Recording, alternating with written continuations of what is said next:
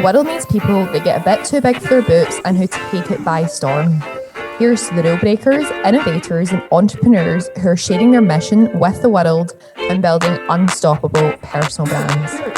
I'm Liv Conlon, your host, and welcome to the Too Big for Your Boots podcast.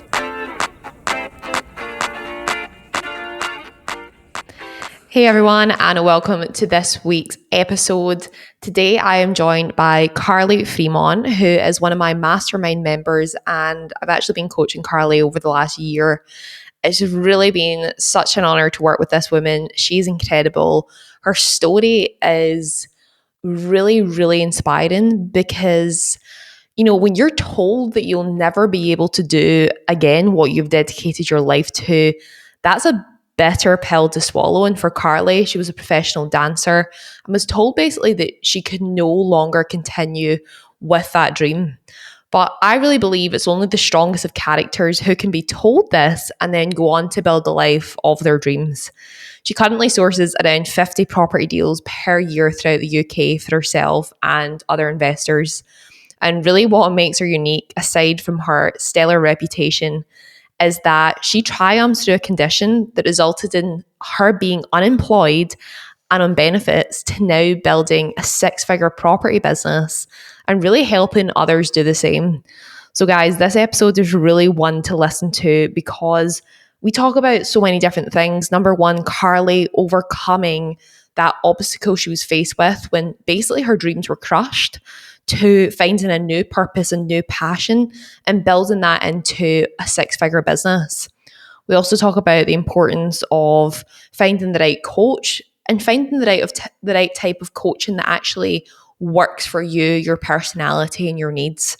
So guys, she really is incredible and there's so many great points to take away in this episode. I cannot wait to dive in. Baby. So welcome to the podcast, Carly. How are you? Hey, Liv. Thank you very much for having me. And how can I not be okay in this crazy hot weather we're having? It's just beautiful.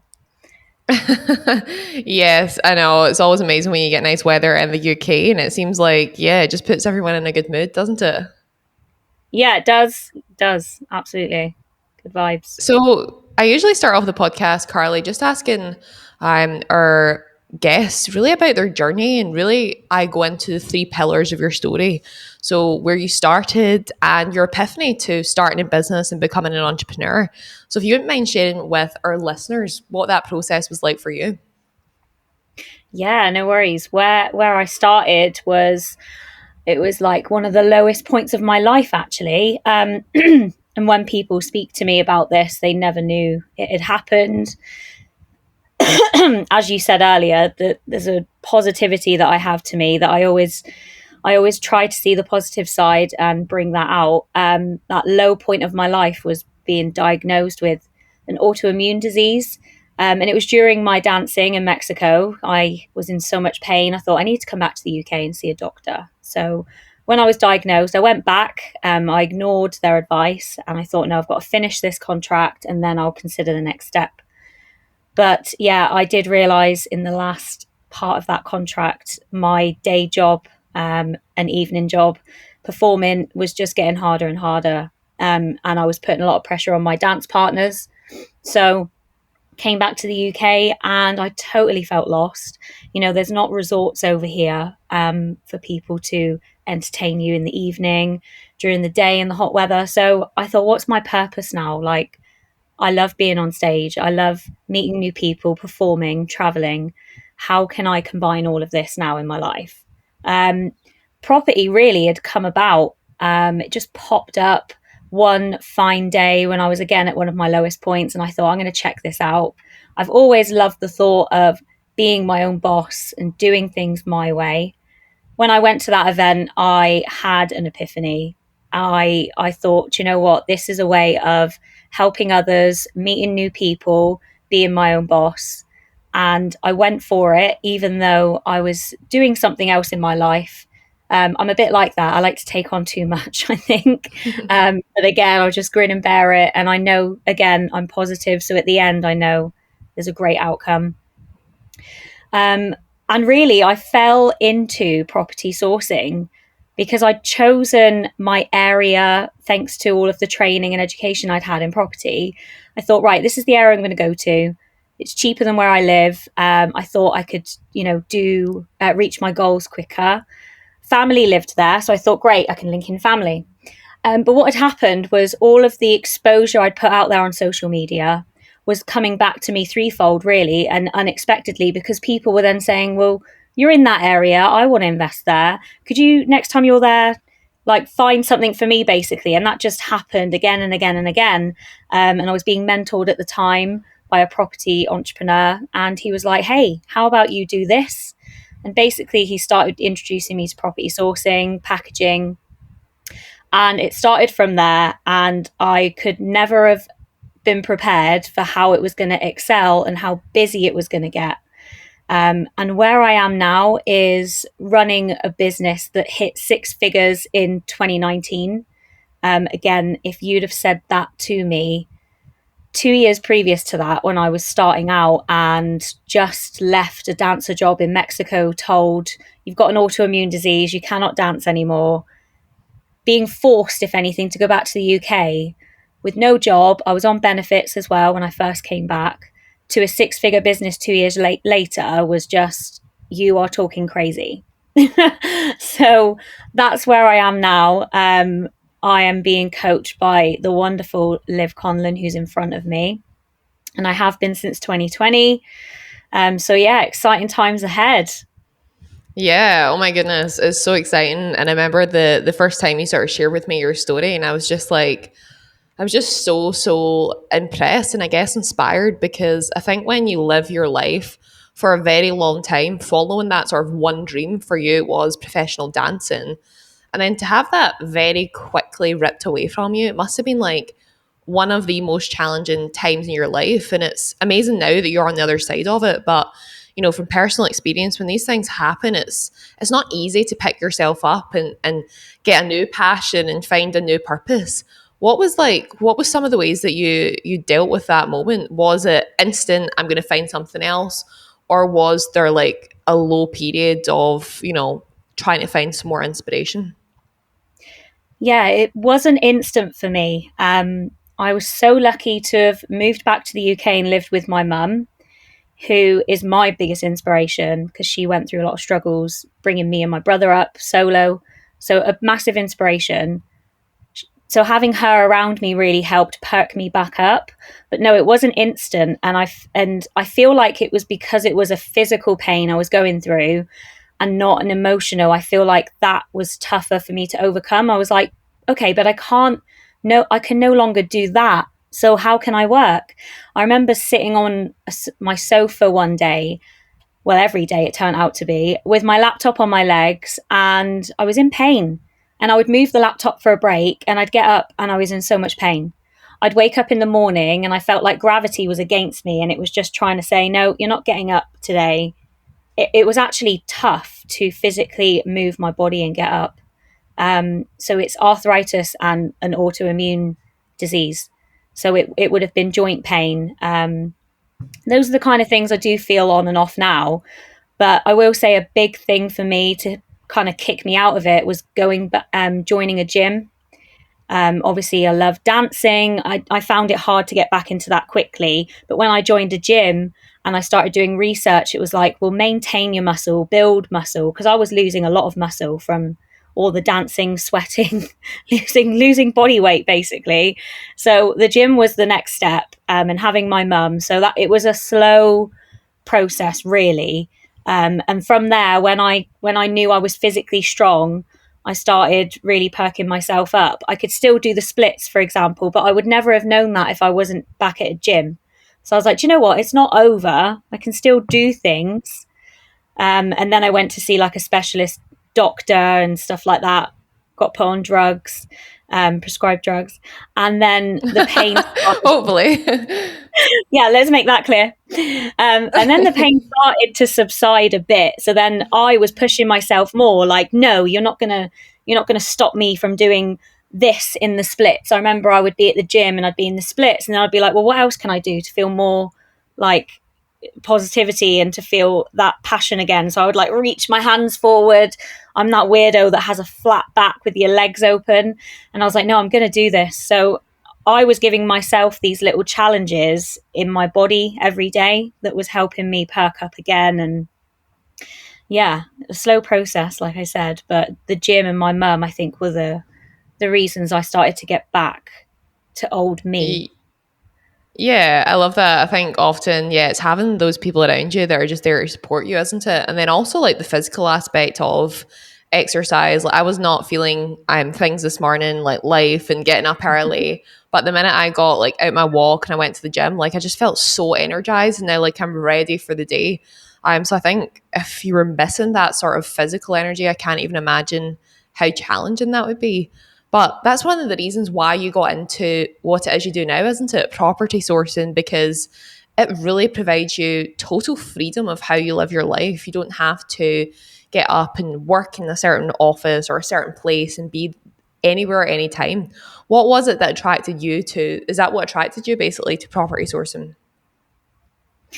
Yeah, I mean, being able to choose, okay, I'm going to go to my gym, for example, has got a beautiful pool outside. I remember sitting outside a lot at the pool and attracting a lot of attention because my gym know me very well. And they're like, why are you not at work? And I was like, this is work. I'm just chilling by the pool, getting things done. They were like, oh, okay, so what do you do? And property sourcing turned into, I noticed the effect of what I was doing. Actually, I was helping people so much. And sometimes I never saw that until, the final day where they would get the keys, or they came back to me after they'd refurbished it, rented it, or got a profit. And they were like, Carly, look what this has done for me.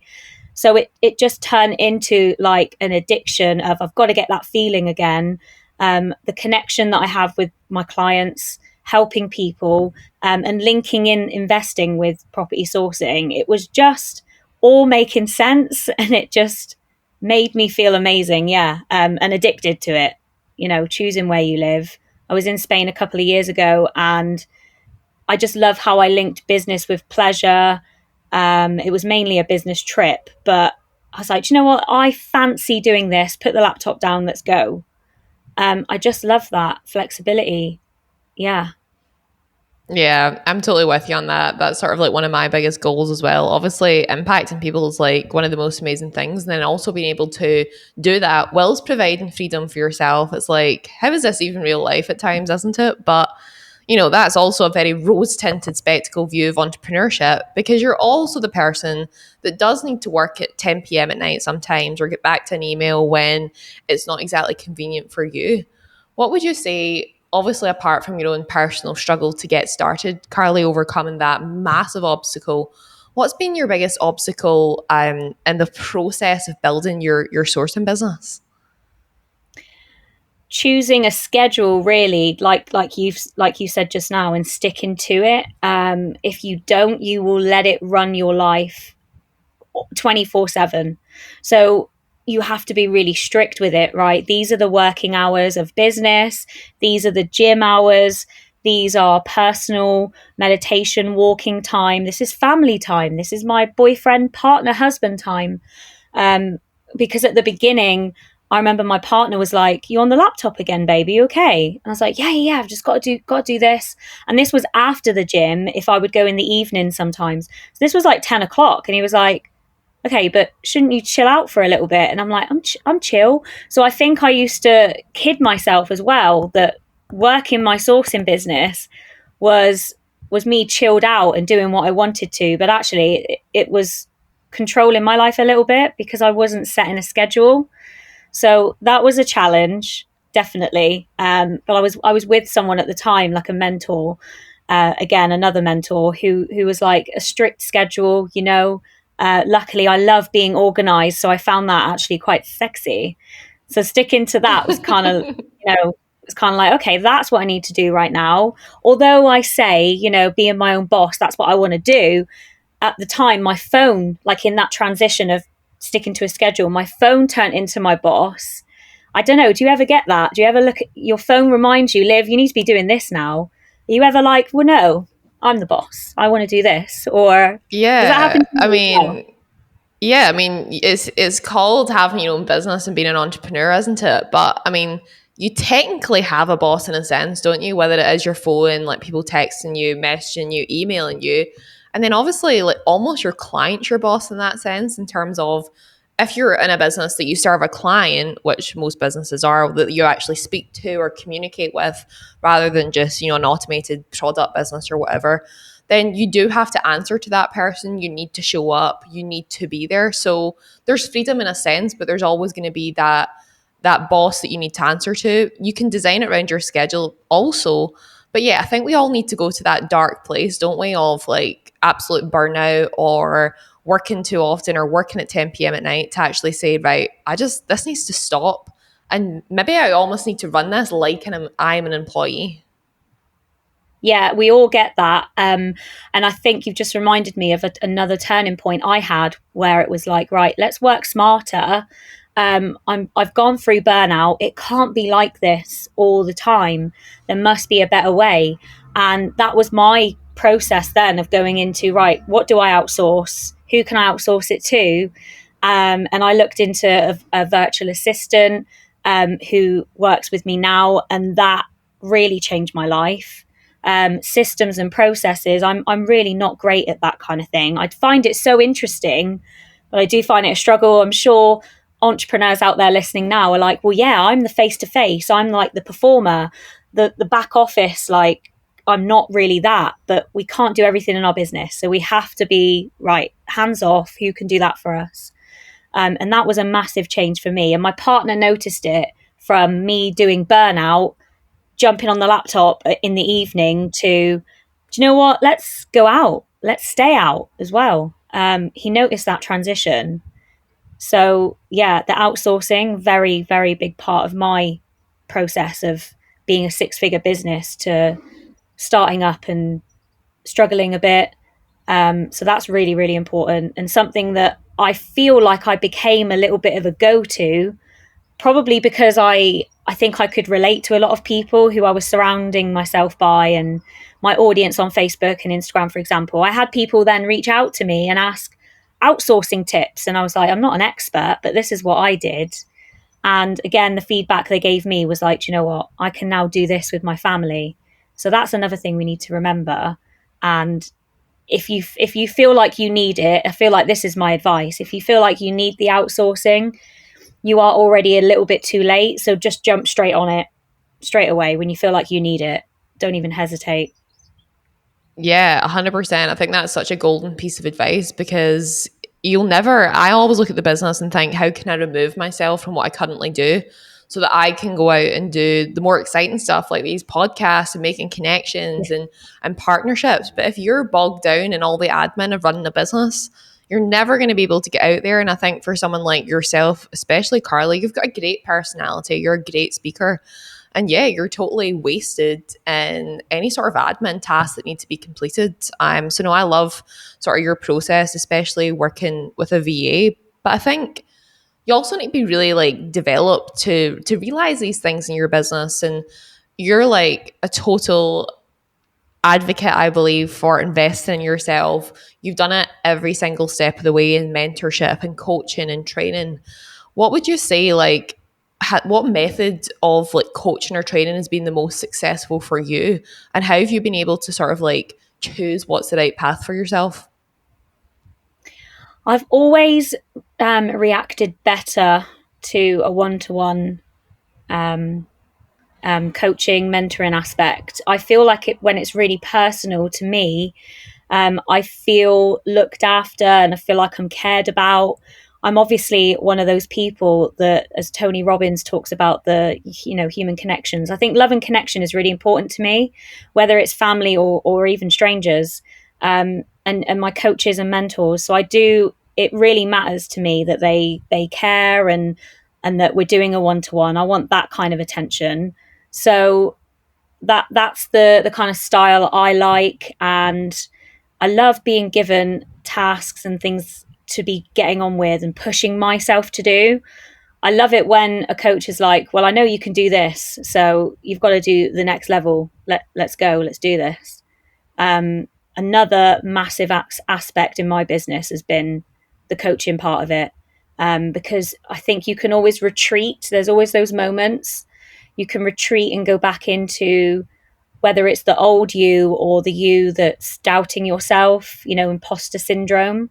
So you really need that coach to be like, but you're Carly Fremont, you're this girl that did this, like what you said at the beginning of the podcast. People really need to hear that. They need to hear where they've come from and where they are now. It's not imposter syndrome. You can do anything you set your mind to, but you really have to have that belief. And your coach, if anything, has more belief in you, I think. That's been my experience anyway, in my past coaches and my current one. They have more belief in you than you have.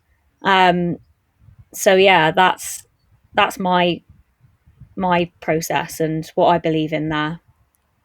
I really, really love the way you explained that. It's like you've identified, that's just the key to it, because, we're all so different, but you've identified that loving connection's your thing.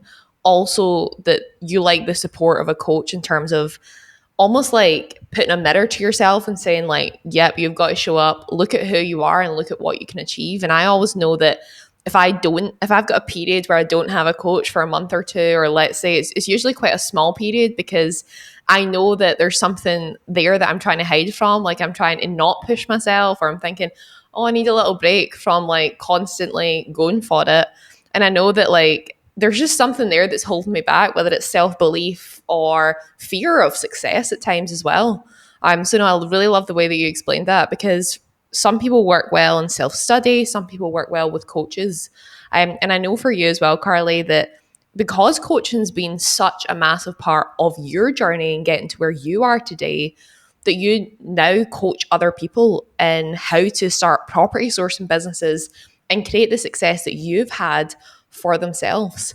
Was that a conscious decision to become a coach in this space, or was it something that just happened naturally? Consciously, I wanted to do that. I really wanted to be like, if I can make this happen for me, and I was in the lowest point of my life, like I was a non-believer in myself, and I've turned it around like threefold. Okay, I've gone from being on benefits to then perking myself up to get a waitress job. Like when my little steps, they were tiny little steps to then going for it in my business, being a big believer in me and what I do. I was like, look at me. If I've gone from that to this, anyone can do this. Okay. Anyone. So consciously, that's what I was saying in my mind. And then it did start to happen, because again, I feel like I was becoming that go-to person in my space, whoever was around me and whoever was my audience at the time, when I first started it. And I just had people coming to me person after person. Then they would go back to a friend and be like, well, Carly's done this. So then that's another person from number one. And it just went a bit crazy. And it was at that point, again, I had that outsourcing cap on. I was like, I'm kind of repeating some things over and over again. And I noticed what you were doing, and I reached out to you and I was like, this is a little bit too much for me. I'm doing similar things every single day, saying the same thing. I still want to help people, but it's really tough on me, and I was losing a little bit of the passion. So reaching you, I think the universe brought us together because of that, clearly, because you kept popping up on my social. I reached out to you then, and it started to change again, and excel. So yeah, it was a conscious decision, but then it was something that did just spiral, and it went a bit crazy. Yeah. Oh my goodness. Yeah, I love that. And I've just loved watching your journey in terms of growing your business, but then also how you've been able to transform so many other people's businesses as well. It's just something amazing to watch. And I always feel like that's the thing with coaching. You impact one person and they go on to impact, hundreds of people. So actually your impact is like, 10 times when you're actually working with people that have that similar passion. And I know that you feel that way as well.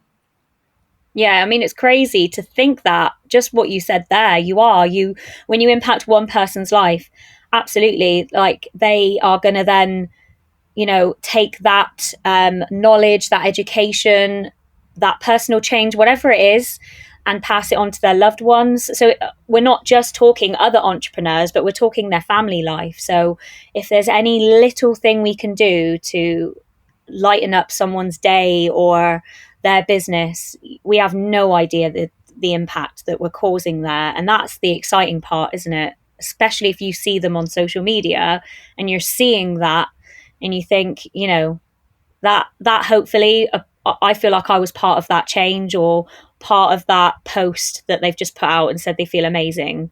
And that just makes you feel amazing. Makes you want to do it again. Yeah. It's totally the ripple effect. I think and it becomes, as you said, I think earlier on, it becomes an addiction, that sort of high of helping others. So yeah, it's certainly something that we have in common. And as I said, love watching your journey and just cannot wait for what's coming for you, Carly. So yeah, I'm going to link all of your socials in the show notes below if you have connected with Carly on this podcast, which I'm sure all of our listeners have, because you're just so authentic and transparent and you've shared so many little golden nuggets here for us to take away. Then reach out to her, DM her. And yeah, thank you so much for being a guest on today's podcast. Oh, thank you so much again. It's been amazing and an honor. Love this podcast.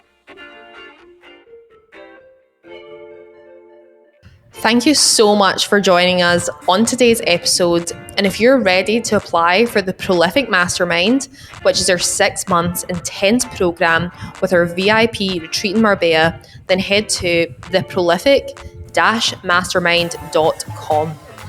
I am ready to welcome some high-level women into this new cohort and really support you over the next 6 months.